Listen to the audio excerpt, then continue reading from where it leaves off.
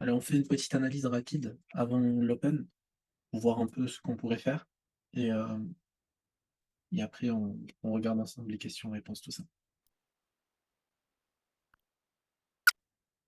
On est sur le S&P, donc celui qui drive tous les indices américains, donc l'indicateur le plus important qui va tout simplement représenter ce qu'on appelle le sentiment de risque sur le marché. J'en ai déjà fait une vidéo sur YouTube. Si cela vous intéresse, vous pouvez toujours la revisionner.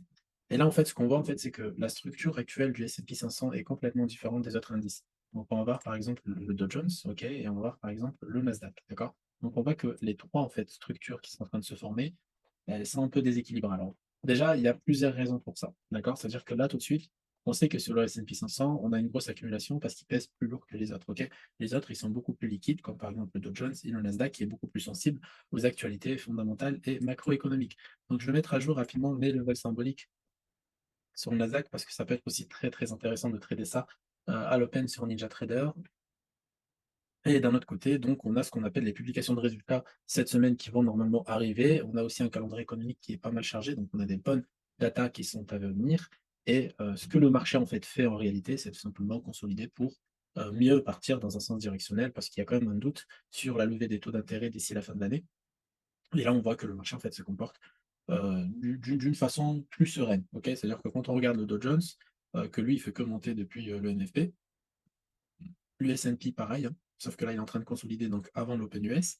Et le Nasdaq, on va dire, c'est un peu préparé. Donc depuis le NFP, malgré un NFP solide, etc. Donc je ne sais pas si vous lisez mes rapports, lundi matin, je vous expliquais le pourquoi en fait le NFP il était solide, mais il manquait quelque chose. Et c'était le salaire sur bonus. Et le salaire sur bonus, ça c'est super important comme donnée. C'est ce qui va tout simplement mesurer ce qu'on appelle la compétitivité des entreprises. Qui va faire si une entreprise elle est compétitive ou pas, si les salaires augmentent ou pas, etc. etc. Donc ça c'est super important. Donc voilà, l'objectif pour le S&P 500, donc c'est les 4400 en intraday. Et pour le Dow Jones, donc l'objectif, c'est tout simplement d'aller au moins à 34 000. Donc ça, c'était mon plan du jour, hein. Ici, rapidement, je vais le mettre à jour. Alors, on a automatisé le processus sur NinjaTrader, mais sur TradingView, toujours pas, malheureusement. C'est un peu plus complexe que ça, parce que les noms de contrats, il y a le rollover et tout. Donc 34 000 ici, qui est une zone très intéressante pour le coup, d'accord? Et qui pourrait normalement avoir une belle réaction de déséquilibre à la vente. Donc moi, je cherchais plutôt des achats, hein, parce qu'on est quand même dans le sens du flux. On voit sur le pro-trend ici à droite, comme monthly, weekly, daily, il y a quand même une reprise de momentum et de flux sur les marchés. En plus, c'est soutenu fondamentalement. Maintenant, voilà, une petite accumulation, je pensais à un petit déséquilibre pour pouvoir mieux repartir. Finalement, ça ne s'est pas fait. C'est pour ça que j'ai cherché un short ici sur la zone de déséquilibre, parce qu'on avait ce qu'on appelle un déséquilibre de ceci en européenne qui a fait que bah, je pouvais tout simplement me mettre à la vente tranquillou jusqu'au daily high. Après, je me suis fait ABE, ce qui a fait que j'ai fait une journée assez exceptionnelle aujourd'hui. Donc 4648, ça reste quand même une très très très belle journée. Donc voilà, on a l'open en fait qui est en train de se faire là tout de suite. On a pour le moment des réactions vendeuses. Donc on le voit aussi sur, hop, rapidement. Ok, pas grand chose. En tout cas, sur le S&P, il bouge pas. Le S&P, il est plutôt serein. Donc c'est lui qui bouge le moins. Hop, on va aller voir rapidement en 3 minutes. Donc ça bouge pas trop, pour le moment. Ok, que ça accélère, 3 points, etc. En tout cas. Donc, moi, mon billet, malheureusement, est directionnel. Alors, je veux dire pourquoi mon billet est directionnel en ce moment sur les indices. Donc, avant l'Open US, donc ça ne me dérange pas de vendre, mais une fois que l'ouverture de marché est effectuée, ça me dérange de vendre. Donc maintenant, je vais plutôt chercher des achats, je pense, tout à l'heure. Je vais voir comment le marché va réagir, mais je vais chercher des achats, en tout cas, voilà. Donc là, on a une très, très, très belle bougie. J'aimerais bien avoir un déséquilibre sur le Dow Jones. Un beau déséquilibre sur le Dow Jones, ça serait génial. Voilà, franchement, la zone d'achat, la zone parfaite, c'est la 33 750. Donc, on casserait tous les flux acheteurs. On viendrait liquider tous ces bas-là. OK, toute cette zone ici de trade line. Clac, et on repart tranquille. OK, en attendant des données macroéconomiques beaucoup plus solides. Après, voilà, on a aussi les résultats de publication d'entreprise. Donc, je me répète, désolé, mais c'est à venir aussi. Donc, ça va faire des effets sur le marché. Donc, la saison reprend. Allez, rapidement. En même temps, je guette NT8 pour un petit scalp sur le S&P 500. Ok, NinjaTrader s'est effectué. On va attendre un peu. Alors j'ai un compte en galère sur Ninja, j'en avais pour remonter. Donc c'est celui-là. Ok. Il y a un petit 250 $, 225 du coup qui s'est effectué dessus. Et j'aimerais bien le remonter à 25 000 celui-là. On va attendre un peu. On va attendre un peu la première clôture de 5 minutes pour voir comment ça va clôturer. Ou sinon la clôture 3 minutes. Ok, à surveiller aussi sur TradingView. je vais pas me précipiter parce qu'en fait, on est quand même un peu dans le flou parce qu'on reste quand même sur des hauts de marché, OK? C'est-à-dire qu'on est vraiment, heu, ultra bull. On est ultra bull. Donc le biais normal d'un trader normal, spéculateur du coup de session, là, c'est normalement, c'est de chercher des ventes. Mais, là, je pourrais pas en fait m'exposer contre flux, car voilà, je commence à atteindre un objectif que je m'étais fixé la semaine dernière, c'est les 500K sur le compte donc, ch ça me ferait chier de perdre même 5 000 balles. Donc on est revenu, hein, on retravaille la 1000 PPS en mensuel juste là. Ultra bull, bullish. Yes team, en fait, on revient retravailler la VWAP et bim, on repart. Alors j'ai un lien session normalement qui est en train de tourner, donc j'aimerais bien voir le résultat rapidement. LOL, c'est normal, 105 ACG, hein. Ouais, bah écoute, j'ai jamais géré autant, d'argent de ma vie, je vais pas te mentir, heu, sur un capital CFD. C'est la première fois que j'arrive en fait à frôler les 500K. Vraiment, c'est une première et si j'y arrive, je serai très, très, très content. Donc on fait une petite entrée ici, OK, qu'on va sécuriser assez rapidement parce qu'on est quand même exposé à 2 700. Ah ouais. Alors je suis pas en propre firme, Tim, Rémi, pardon, ouh là. Ah ouais, je me suis fait chasser. Oh là là. En fait, à chaque fois que je vais être prudent, je me prends des tartes. Bon, on va attendre un peu, on va reprendre, hein, tranquillement, on va pas en fait, vu qu'on est sur des hauts de marché, donc c'est un peu compliqué, on est revenu retravailler la moyenne ici. Ça en projette, je reprends, mais par contre je lâche pas. Je me fais rembourser et je vais chercher, le maximum. Mais quand je dis le maximum, c'est, je prends tout mon marché, ça me dérange pas. Mais d'abord, il faut que la condition se crée. C'est vrai qu'il faudrait peut-être aller voir du côté du volume ce qui se passe. Rapidement sur le volume profile, la zone de volume, elle est tout en bas. Ouais, elle est tout en bas la zone de volume et sur le volume session, en 1 minute, bah, on a du volume en fait depuis un moment. Aïe, aïe, aïe, aïe, aïe. Ça, je vais prendre. Ça, franchement, je vais prendre le risque de m'exposer même avant la clôture. Parce que là, on rejette bien, hein, on rejette bien, donc je vais même reprendre un autre là. Ouais, et je vais essayer de fermer lui, ou pas. Ne le fermez pas, hein. Ok. Je vais essayer de fermer lui parce qu'il me dérange un peu. Sinon, je vais le mettre à BE très rapidement. Que le marché pousse.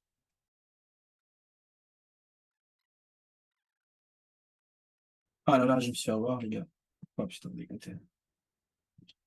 Mal géré. Désolé. Bon, on va laisser tomber les 500K. Hop, faire autre chose. Ça fait du coup que j'ai perdu en fait plus que ce que j'ai gagné. Ouais, je vais laisser tomber les achats pour le moment. Je vais attendre de voir comment le marché va réagir. Beaucoup plus bas, parce que j'ai l'impression que je suis obsédé par cette putain d'objectif et ça va me jouer des tours.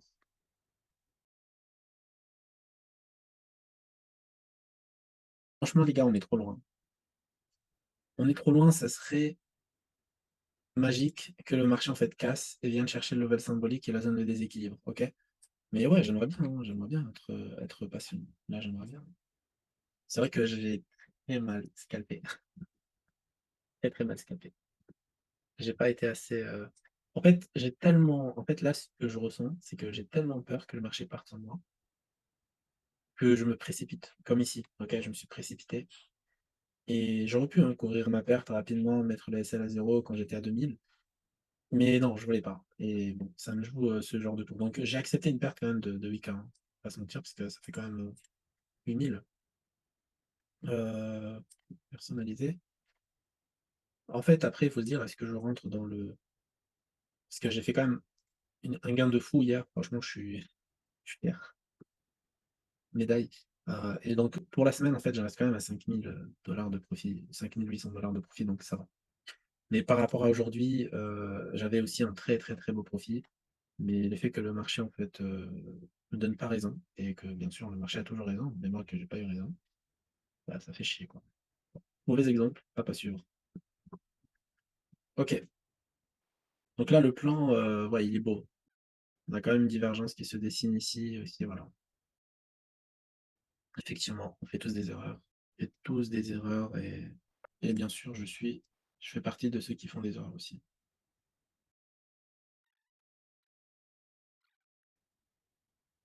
C'est dans ce moment-là qu'on se rend compte que la psycho est super importante, yes.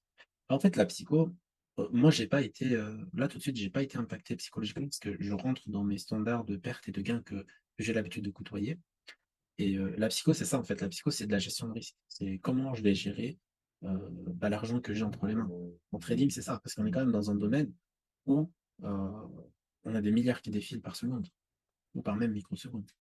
Après, moi, personnellement, je l'ai toujours dit, je suis pas là pour gagner, 2 par mois. Je suis là pour gagner 40, 30, 25, voilà. Mmh. Donc tant que je suis en bénéfice sur, mon mois, je suis content parce que j'ai quand même fait un mois exceptionnel.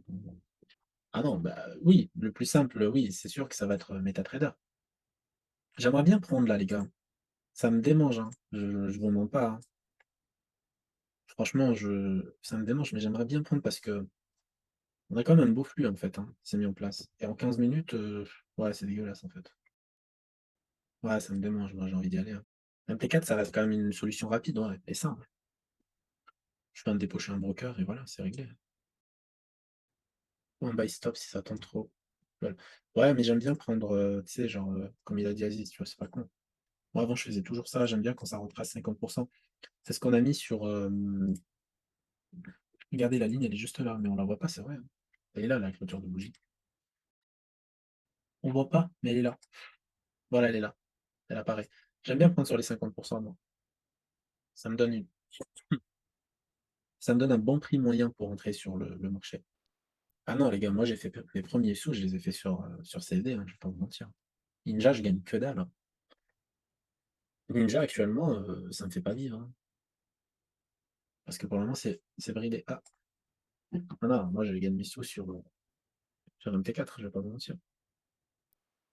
Allez, rentre, une fois. On va essayer de reprendre ce que le marché nous a pris et même se mettre un peu en bénéfice. Ninja, c'est bien sur du long terme. En fait, l'effet de me dire je vais trader sur Ninja, c'est bien parce que j'ai plusieurs comptes réels, etc., que je vais faire du copy, que je vais monter des stratégies de hedging, tout ça. Donc ouais, c'est bien, Ninja. Mais pour le moment, je n'ai pas les moyens parce que fiscalement, c'est compliqué Ninja Trader pour moi. Voilà, je vais être trop exposé fiscalement et ça m'intéresse pas trop pour le moment. Pour le moment, je reste en propre sur Apex. C'est la solution la moins chère. Ça me permet d'avoir un petit passif tous les 2 jours de trading, mais c'est tout quoi. Allez, dans 1 minute, on a la clôture de cette bougie. Ok, tout dégueulasse. Pour le moment, ils n'ont pas fait grand-chose, les vendeurs, donc peut-être on y croit à cette belle petite position de reprise. Donc un petit momentum acheteur donc serait le bienvenu. Hop, pour aller chercher tout simplement un gros profit. Bon, on est loin des 500K, les gars. Très très loin. Dès qu'il y a des opportunités. Après, généralement, moi, je trade le matin en intraday, l'après-midi, je fais du scalping, en fait. Voilà. Mais le matin, je fais de l'intra, c'est-à-dire je vais prendre des positions un peu qui durent un peu longtemps. Et derrière, en fait, je vais me baser sur la volatilité. Mais là, ça m'arrive de me louper, hein. C'est pas qu'avec vous que je me loupe comme ça. Ça m'arrive de me louper. Mais ce qui compte, c'est le résultat final. Après, j'essaye de pas overtrader, ça, c'est sûr. J'essaye de pas overtrader, ça, c'est super important. Bon, là, ça part bien, hein. Franchement, 22 points, ça part bien, mais pas assez. J'aimerais bien hein, récupérer ma perte, je vous cache pas, hein. Aïe, aïe, aïe, on se rapproche fort là. 7 000 les gars, 7 000. C'est c'est des chiffres qui commencent à me faire peur, hein, je vous mens pas, hein. Allez, yes, magnifique, magnifique. Ah putain, encore $1. Magnifique, je suis content, je suis content. C'était une belle décision. Les 50% de retracement 5 minutes là, c'était beau. C'était beau. On va essayer de temporiser, de sortir flat et attendre d'autres opportunités. Des trades comme ça à 8 000, c'est si peu de temps, hein, je parle, hein, parce que là, j'ai quand même mis 200 lots, pardon. 47 pour moi, c'est pas mal. Allez, on va laisser faire, on va laisser faire, on va laisser faire. Only hash, non. Non, franchement, c'est dur. Je ne vais pas vous mentir. Je suis pas non plus à l'aise avec des très très très gros chiffres. C'est pour ça que j'ai paniqué. Mais voilà, c'est dur parce que du coup, l'argent que j'ai gagné, je l'ai toujours pas récupéré, hein, je vais pas vous mentir. Je suis à moins 1000 alors que j'étais à plus 4000. Euh, et en même temps, voilà, quand j'ai vu 8000, j'ai dit, c'est quand même ma perte, il faut que j'encaisse. Ouais, c'est des chiffres de malade mental, hein. Après, c'est des trucs, il faut s'habituer, il faut se dire que vous n'êtes pas là pour gagner des miettes, en fait. Vous n'êtes pas sur les marchés pour prendre des 1%, 0,5%. Non, vous êtes là pour faire du 100, 200, 300%, mais pour de bon, quoi. Sinon, ça ne sert à rien de venir, en fait, en trading, c'est pas la peine. Faites autre chose. Il y a des choses, en fait, qui peuvent vous permettre de gagner, heu, peut-être, 2 000 3 000 € par mois. Mais en trading, vous êtes mon frère là pour faire des 10, 15, 20 000 par mois, 30. Allez, le minimum, 10 000 par mois, le minimum, vraiment le strict minimum. Allez, on sort, c'est pas grave, voilà. Journée à 39 $, OK, c'est pas mal, on nous redonne de 2%. Je suis content, je suis satisfait. Vraiment, je suis vraiment satisfait. Je suis satisfait parce que c'était les montagnes russes, OK? J'étais à 4 500, moins 8 000, plus 8 420. Donc voilà.